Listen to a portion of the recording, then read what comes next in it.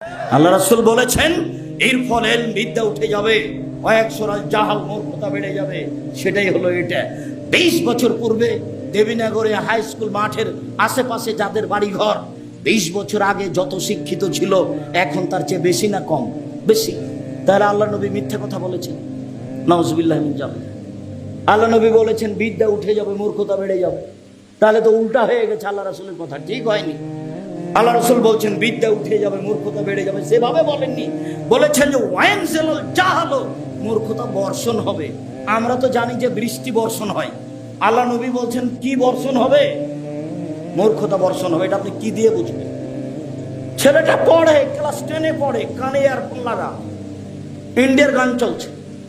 ছেলেটা পড়ে, master degree pass করেছে, বিকেলে দেখেন ক্যারাম বোর্ড খেলছে।